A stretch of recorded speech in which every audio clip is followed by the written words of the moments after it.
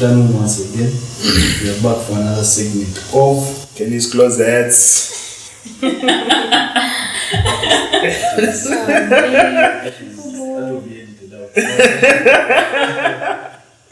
Today we're discussing books, specifically African books, African writers. Support our own. Okay. Support our own. Okay. First of all, let's introduce ourselves. Jemimah. Mugisha. Patricia. So the discussion is going to go all around.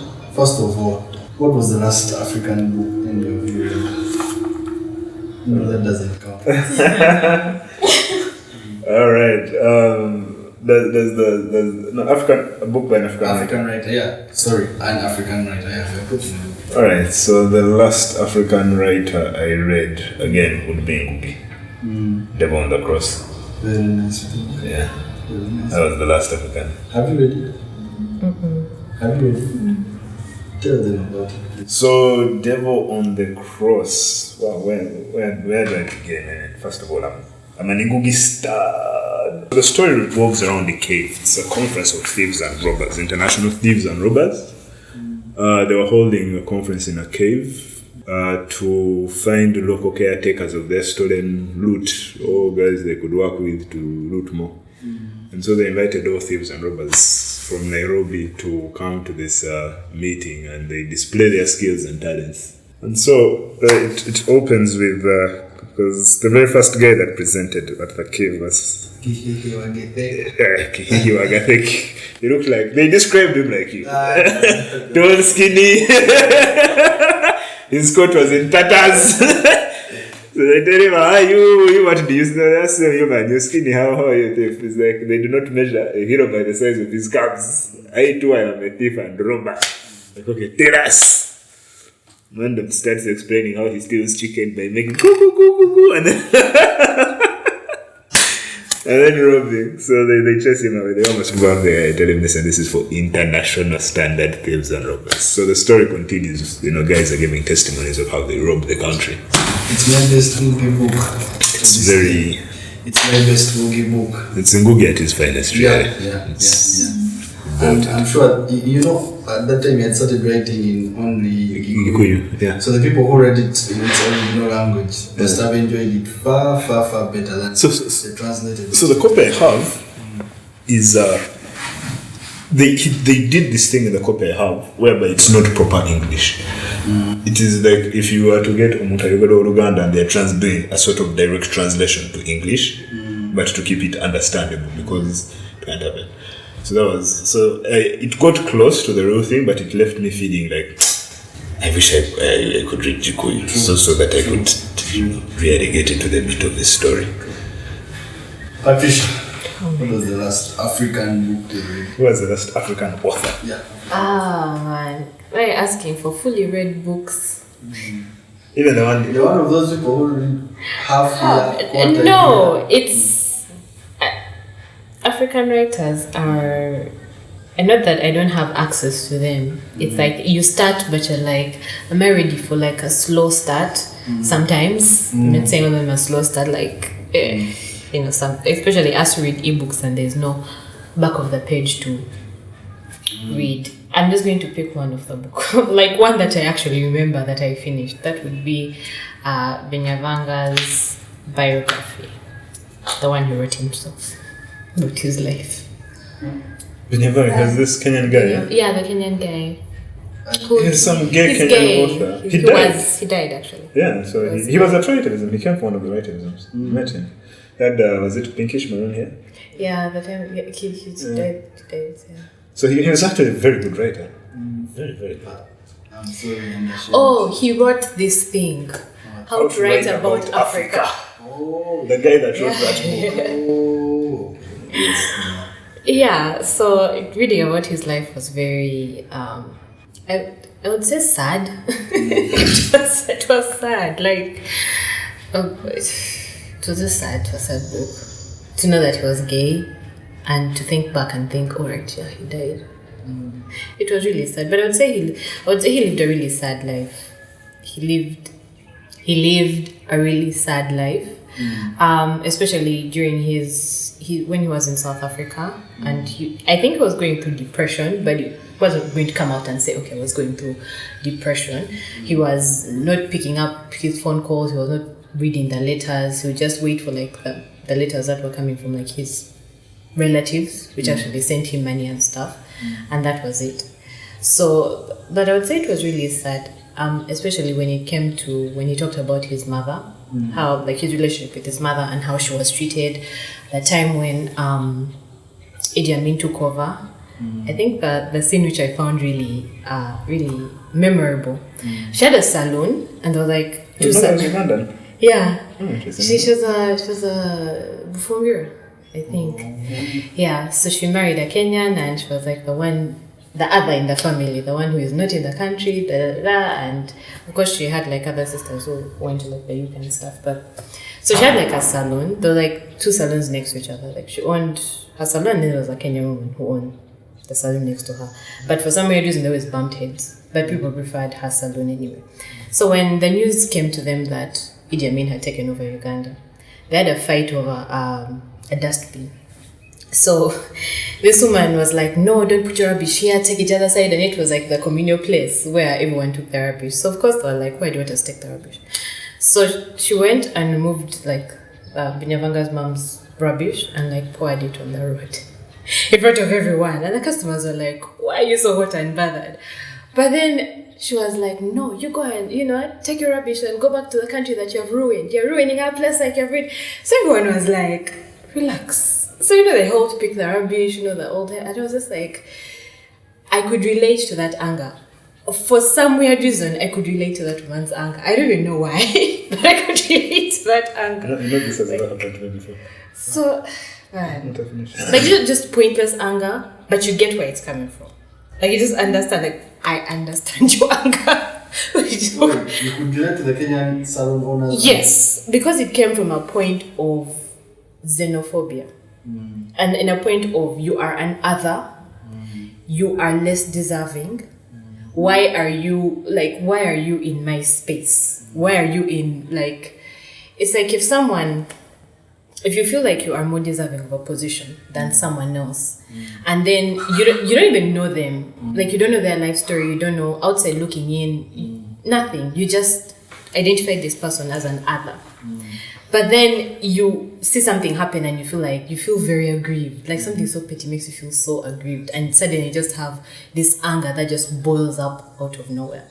For, I think the first time I had to confront my biases. Because if you are a Ugandan living in Uganda and let's say there's the Eritrea next to you and you're like, what the, And I don't remember when I last read it because I don't really remember books or finish them, but I could relate to that bias. I could really relate to that bias. I don't know why, but I felt her anger. Like in that moment, I was like, yes, it was bad. It was very traumatic because it happened when he was a kid, but I could relate to it. And then talking about how weird and awkward it was when he brought his partner home and how they gave him their own room, and that was the time his mom had died. Like he came out when his mom had already died. So his dad was I don't know how to relate with you, And for him, it's obviously in other texts, he talks about how he hugged his dad and he just knew he was gay. Because there was a time he hugged his dad and he just knew he was gay. Okay, if I can get that, that's hobby. That is right. You hug your dad and you're like, but then it's on many levels, that is not something I will say this in public. Hugging your dad and discovering you're gay.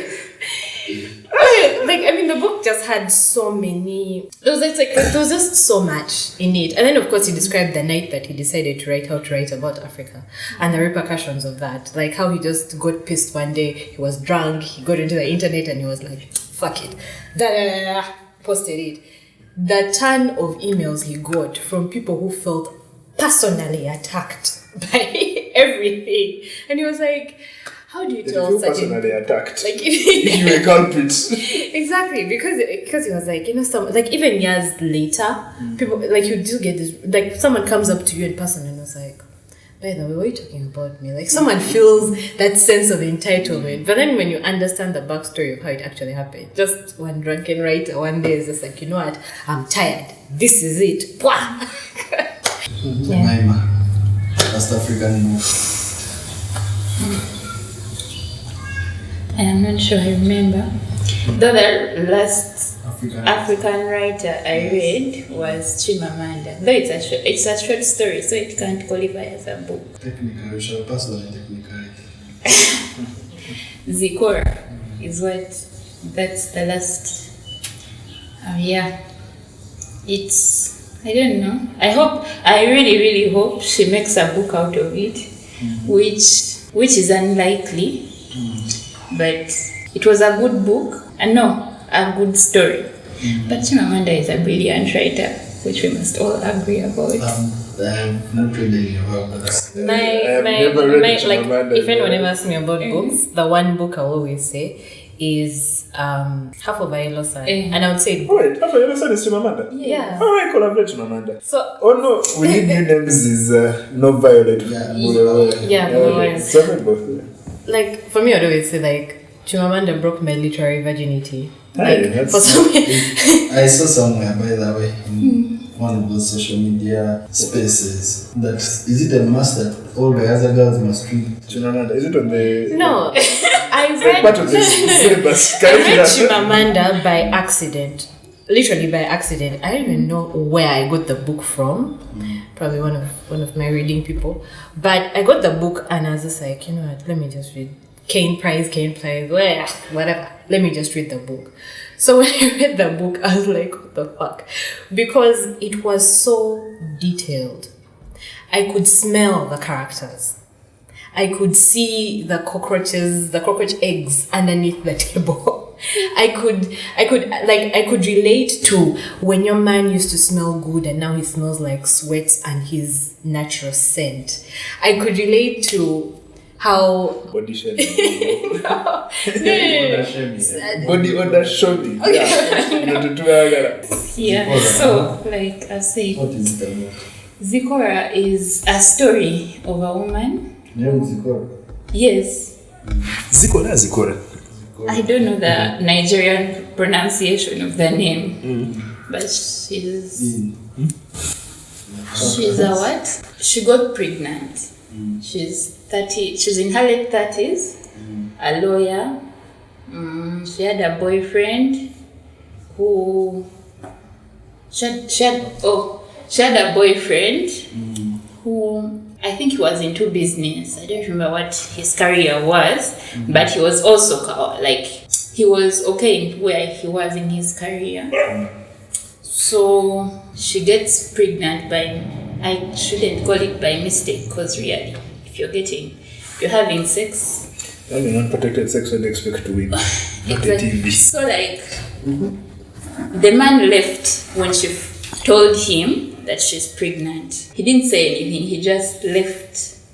How does that go? So the story is in her perspective. She's talking about it's actually set in the hospital. She's going to give birth and she's describing how she feels, the anger, the desperation. She's with her mother alone only, and I think she's in so much pain. She wants to shout, but the mother is looking at her. You know, African mothers, like like so many. She's giving you that look of don't. When she wanted to ask for, I think, painkillers, she was telling the doctor that they need to hurry up. She wanted to get, I think, an epidural. Kati, the mother was just with this look of disappointment. Pain builds character. Small push. This should be a normal thing. Your overreaction should be reserved for like white women who don't know things. Yeah, so she gave birth.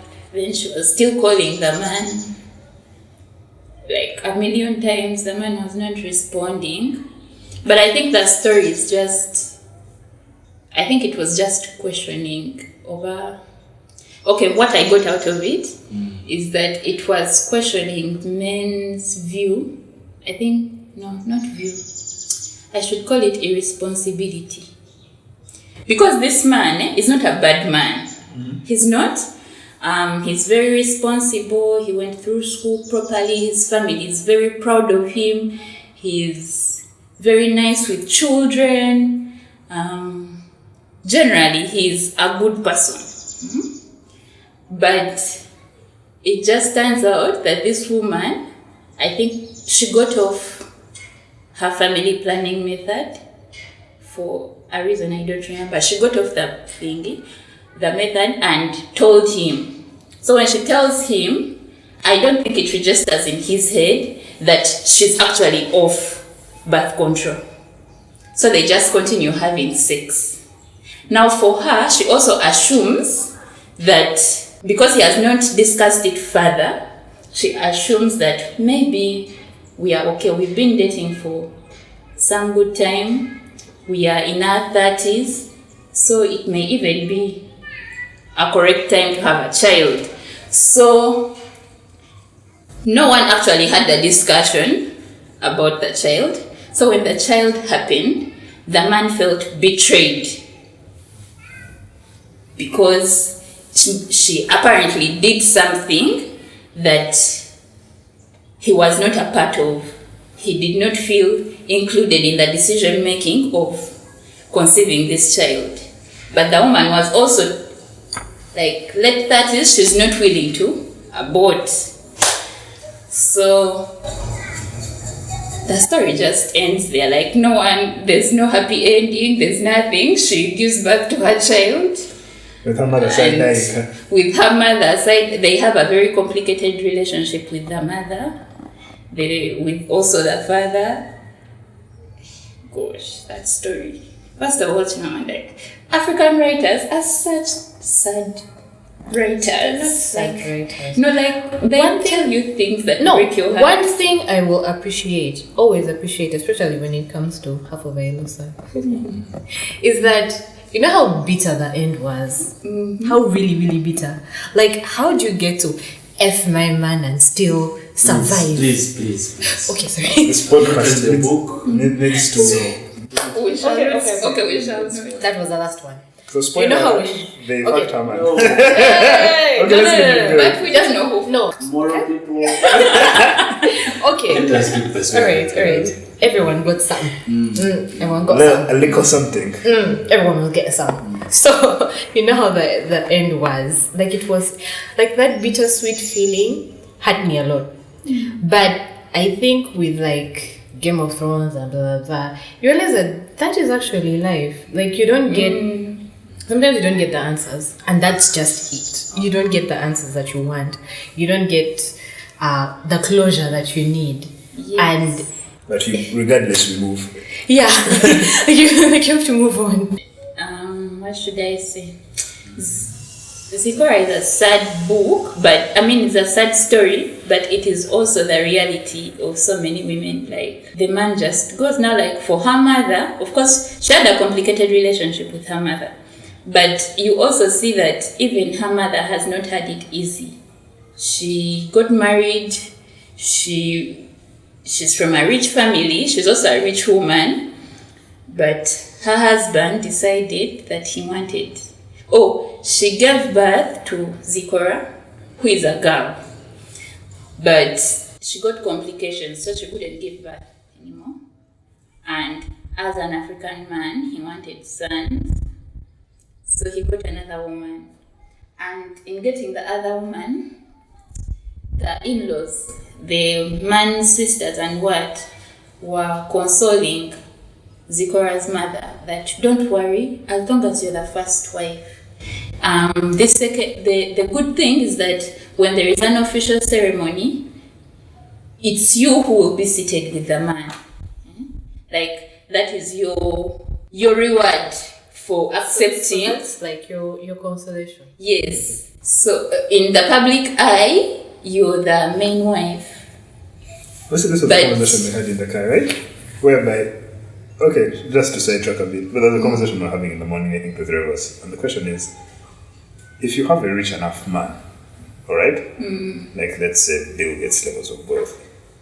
Alright? So Those are very few.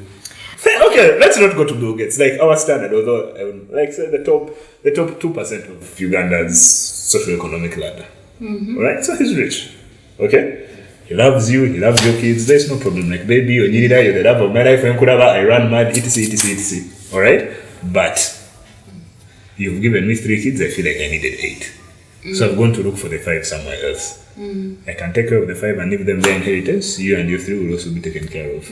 Why would you be pissed? I think the question is not about the angle of the woman. It is the reason why people get married. Because people have a lot of expectations. Okay. When you're marrying someone, you're pledging lifetime commitment. Okay. When you're conditioning them to this commitment, you're telling them that you are the only one. Do you get the language you have used through the process of the courtship? Makes your partner think that surely in a billion people, 8. When I was 7? 8. so many, in all these people, and of course you've not seen all these people, but even among the millions that you have seen, this person is the only person for you. Do you get? That is the idea you give your partner.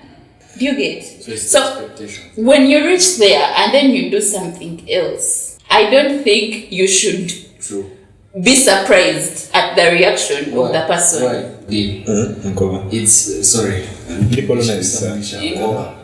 Why? I was watching a clip of famous philosopher in Ngozi.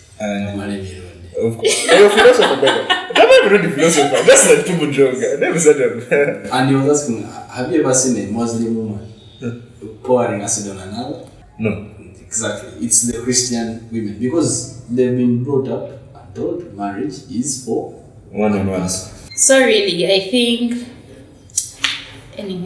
what the writer wanted to show are the complexities of relationships, I guess, because for some people, I guess some men may identify with this man, the owner of the father of Zikora's child. They may identify and maybe not see anything wrong with what he did. But I think for me, I just understood the women and Zikora's desperation, texting the man, like he eventually blocked her.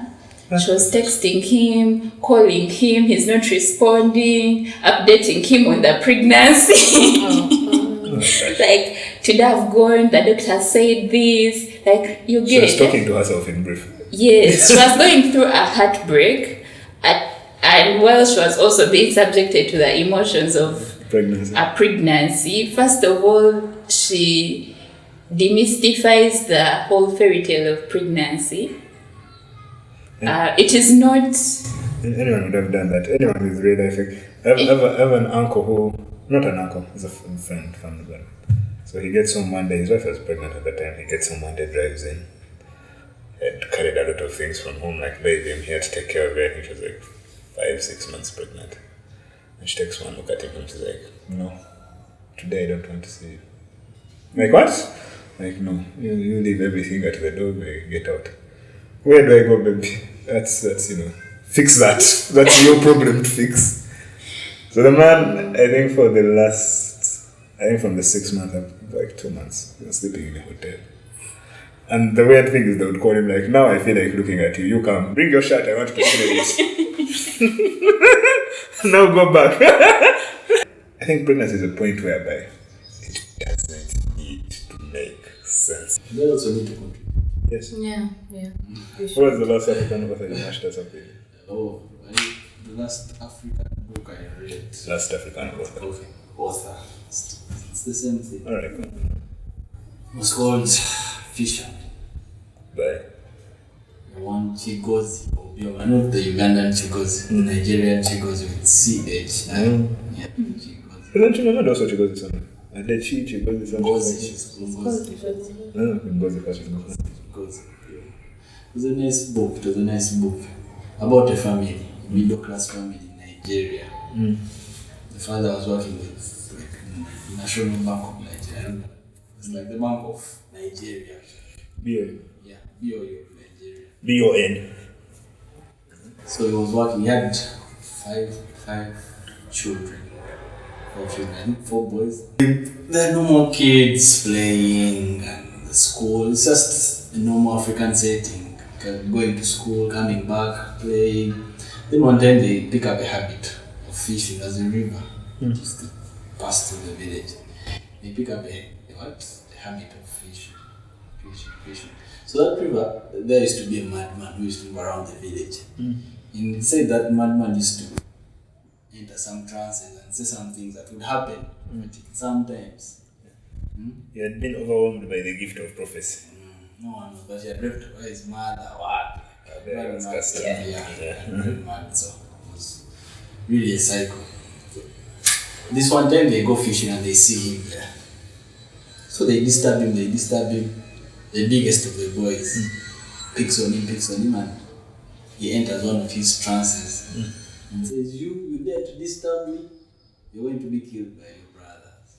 Now that's when the book starts taking the turn. Like, he goes home and starts like avoiding them. You're going even to kill me? What? The madman said it. It's called Abolo. The family just starts falling apart. They had 2 rooms. They used to stay 2 boys in this room, 2 boys in this room, and the youngest boy used to stay with the mother. So he chases everyone into the other room and stays in this one alone. If you want to kill, you cannot be near me. Starts casting himself away from them, becomes more violent, starts drinking, then I'm not clearing the book anyway. I know, it reminds me of We like spoilers. You like spoilers, but yeah. we need to know. It's a very nice book, but just know the prophecy comes the true. prophecy comes true. But it reminds me Prophecy of comes true. They fight one day, hits him. In that anger, they hunt the madman. This book had turned. The young boys gather and say, we have to kill this. He's the one who brought this. We have to kill him. Now the remaining boys also start looking for the madman. There's a whole chapter on planning. How shall we kill him? Shall we feed him? Shall we put poison? They beat him at some bridge, give him food that is poisoned, he eats it, doesn't die. Oh, it's a very nice book. It's a roller coaster of book. You also need to get on some point. I will. But it reminds me of this is not an African book, not even by an African author. But there is a quote, Tolkien, Lord of the Rings. There is that scene where they sit. Is it when they are discussing what to do with the ring? And there is a quote that says, the path a man takes to avoid his destiny is often the shortest route to it. Actually, Yeah. That this book was the manifestation of that quote. Because he really tried distancing. They spent like months, like doesn't talk to them. But in the end, one day, they find something. When they asking Nganda about some shit about destiny, told him, okay, we are destined to be just to go get up together. But then that also, like one of the commentaries on Game of Thrones, when they were asked the whole drama of who was Azor Ahai, and if you're really into like the fandom life, they were like the issue with prophecies, especially with now in that world whereby most of their prophecies are ambiguous, like when it comes to sex. You don't know if it's a man or a woman. It's just there. So he was like, the issue with prophecies is that people try to make them, they try to own them, they try to play with them, almost fulfilling them, and in the end they end up making them happy because they're trying so hard. All of that. So it's like prophecies turn people mad. Have you ever come across a series of books called The Trials of Brother Jerome? Trials of Brother Jerome. Jerome's Metamorphosis. What is your Inca? It was a... So I read the live. Yes, the same guy. The same guy. I did read it because it was one of the electives for another class, wasn't in our class. So you send, so there are 2 books. There is The Trials of Brother Jerome and Jerome's Metamorphosis. So Brother Jerome is a prophet. Modern day, I don't want to name names. Yeah, but those guys, he is a prophet. But so Inka writes the story from the prophet's point of view. The prophet sits, he looks. He's like, nekatingenda kuiyachi. Ngeni tubintwala. Madam. He's like, oh, I got this. So he sets up a church. And now one of the things that used to plague Jerome was the issue of prophecy. That used to really plague him because guys would demand for prophecies and he just spit something out. But he discovered by the time, was it, the second one is Jerome's Metamorphosis, right? Yeah. It's the second one. So by the time that we get into play 2, Jerome's Metamorphosis, he discovers that he can sit and give you a prophecy and let you own it. Like it can come from the top of his head. Be like, today, doors are going to be unlocked. Hallelujah. You're going to do great things. And he sits on this chair. And then, in your head, you own this prophecy. And so you go and you're like, yo, nothing can stop me. I'm ordained by God. You go and look for your prophecy.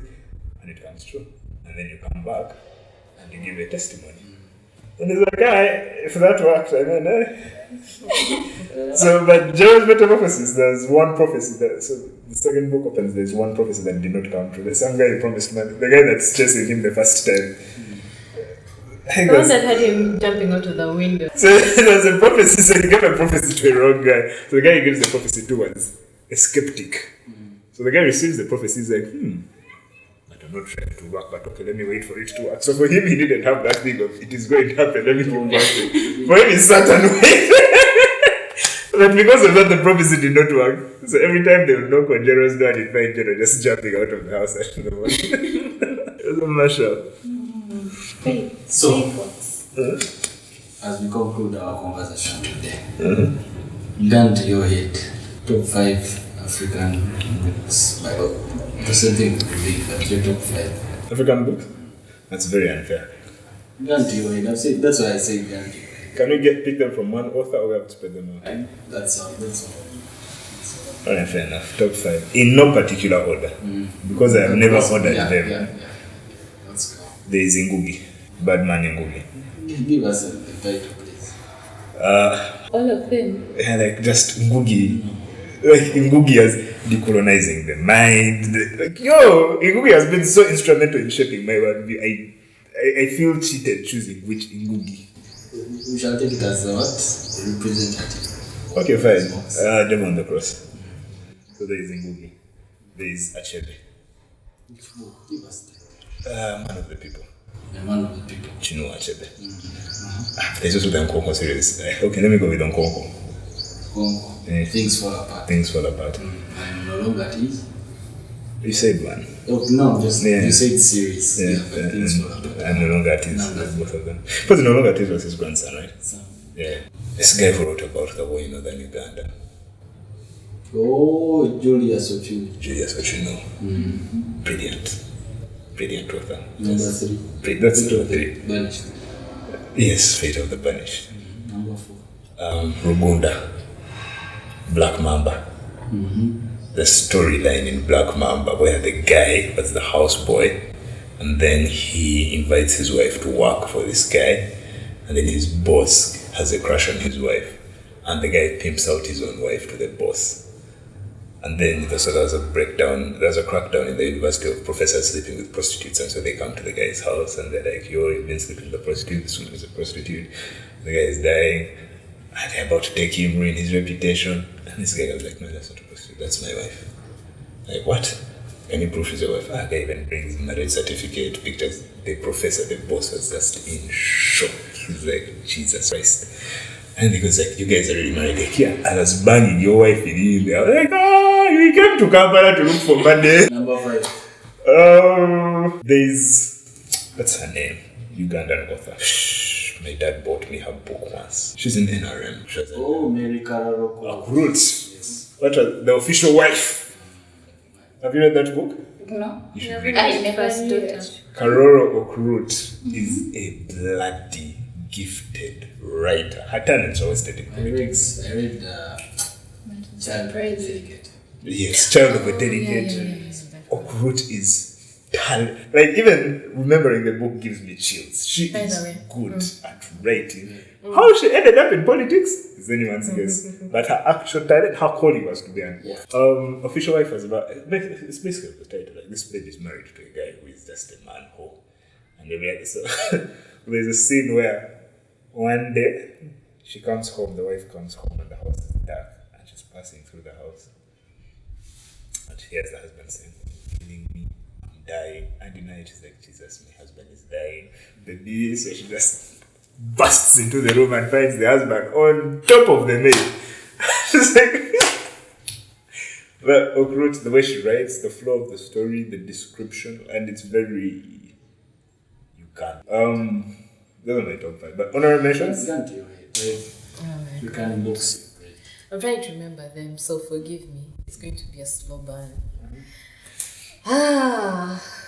Okay, I will start with Brother Jerome because that was hilarious. It was just What I say, Inka? I just I read it and it was funny. Then my friend read it to me And so, with the accents and everything.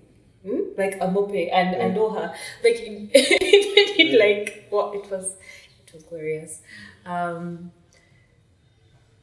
would say Chinua Achebe for Things Fall Apart because it was okay. People will criticize Chinua Achebe because it's like he packaged it. He packaged African writing for the colonizer. And it was almost there was a Wole Soyinka versus Chinua Achebe almost whereby they're like, why don't you write like Chinua Achebe does, where his is more palatable, it's baby food, it's nice, and he's like, if you don't understand something, the letter actually that's goes all out. He breaks the mold.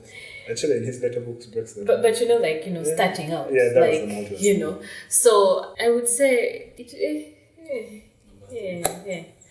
3, I'll go with Pinyavanga. How to write about Africa or his autobiography? Okay, because I would say with his, I think for me with his, what I could relate to most was like the emotional range. Like I could relate on a very emotional level. I would say the emotions were just da da da da da, and I could just like I got all of them. Like I just collected all of them, and I was like, I receive all that you are putting out. I received. 4. We did it in O level. It was about some guy who was betrayed.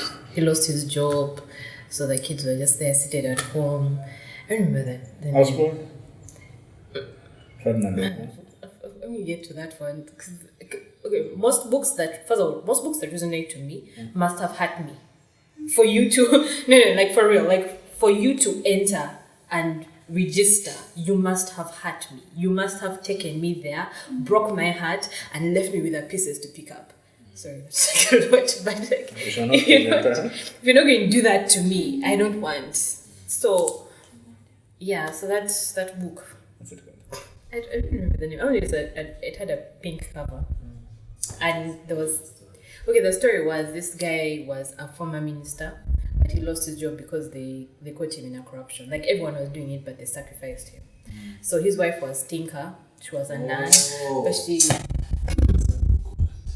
I know it also. I've read it recently. Meanwhile, I think it's also a Ugandan book. Yeah. So Uganda. Yeah. It was called Wamala. Yeah, the guy was called Wamala. He was married to Tinker. Yeah. And The corrupt, the dead? No.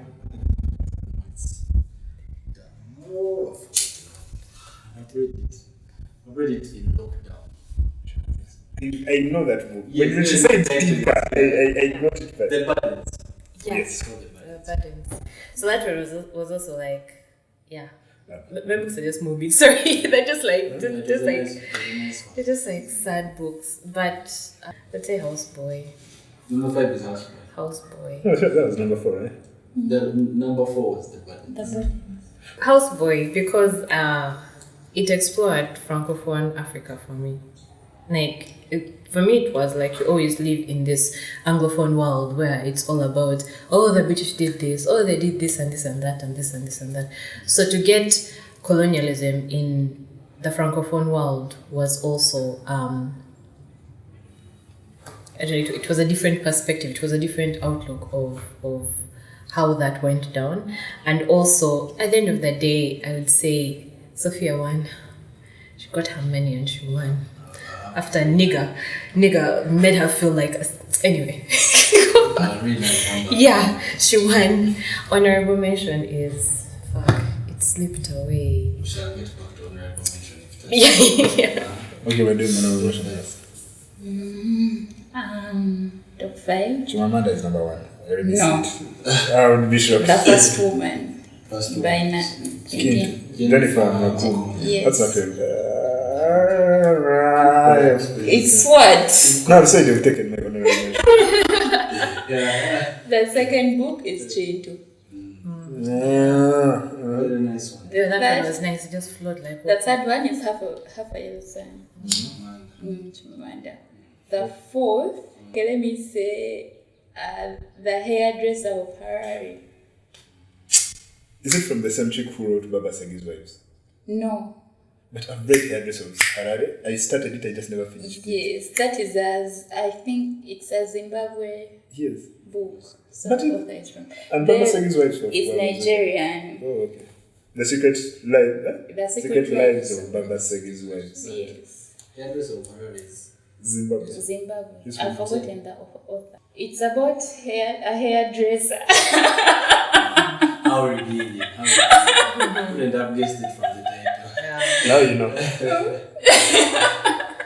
But really, it's.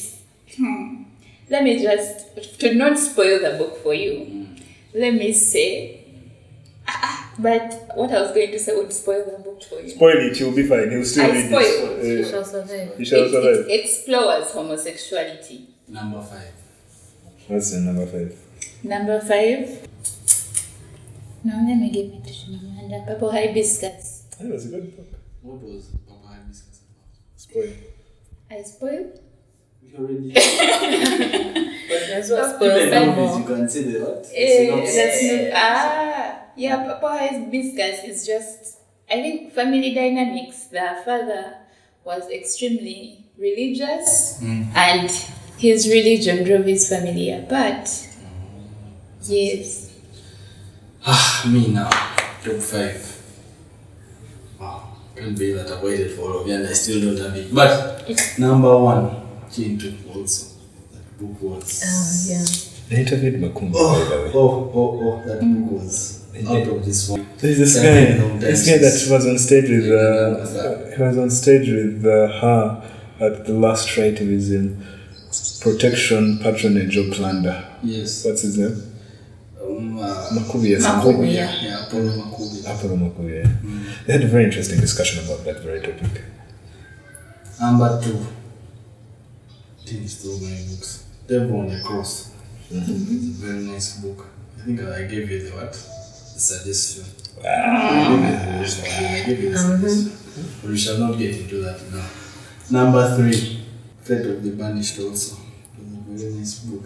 I read it in all level and I wasn't even a literature student. But, yes. Like, one thing I appreciate about Fate of the Banished was, I think for me, it just created the notion of choice and also words to live by. Never scratch your itch nearby. Like, go to the other hill, the other side.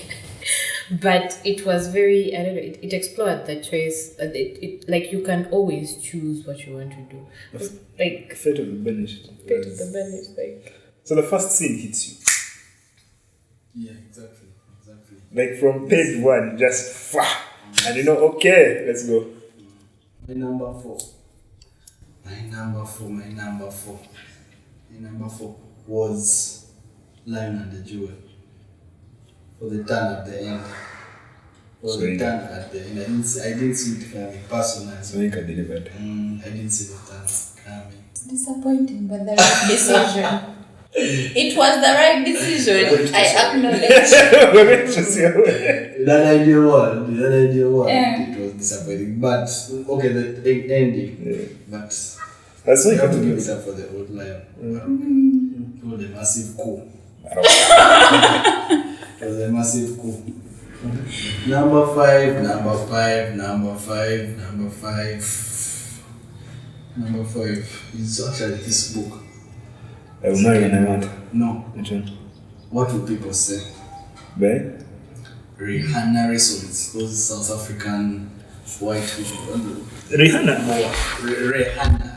Rihanna Resources. It's written in that South African I have to check that one. colored people English. It's a very, very, very, very simple. And it has a ish happy ending, at least ish because African writers are nice. Yeah, they're out. They really push you your emotional limits. They're good. Even thing to which I thought would have a happy ending, the man was mad at the end of the book. I'm like, you could have just let him be there. Like, No! They told me he won't just live like that. He would live with a few. How will you remember if your heart does not break? my honorary mentions, Corrupt Quick and the Dead. Tom Shejere.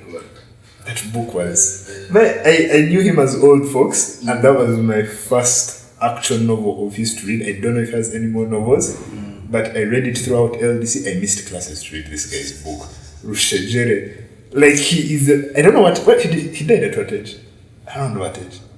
Not old enough, just. But Rushejere is a man who has lived all the lives that need to be lived. Yes. Like, if there's anything he wanted to do on this world, he has done it. It was a very, very nice book. So that's my honorary mention. Everyone gets one honorary mention. Alright, so you guys, my honorary mentions have appeared in everyone's list, so I am going to shout out to an author that I met in person, and we spent a whole week of awesome fun, and I read his book. So he showed up, I think, season 2 of Writivism, when we were actively part of the team. We were trying to get it up off the ground. Okay, it had done season 1, but I was not yet. So he's called Nipax. I'm not sure if you know him. He's Ghanaian. Tales of the Bluebird. I think I've seen the cover of his book on, I think, Cameron statuses. Yes, Tales of the Bluebird Nipax. I even have a picture of him. Like, the book is nice. His writing is good. It is, it's not Soyinka, but I don't mean that as an insult or in a bad way. It's just, if we had to say Soyinka, Achebe, Ngugi were one generation. So this guy sort of falls in the generation of No Violet, Kintu, Nsubuga, and Yobade, Chimamanda. So it's that sort of style. But I really liked it. Tales of the Bluebird. Honorary mention. I have to go with African Child. Kamara, like. Oh my god.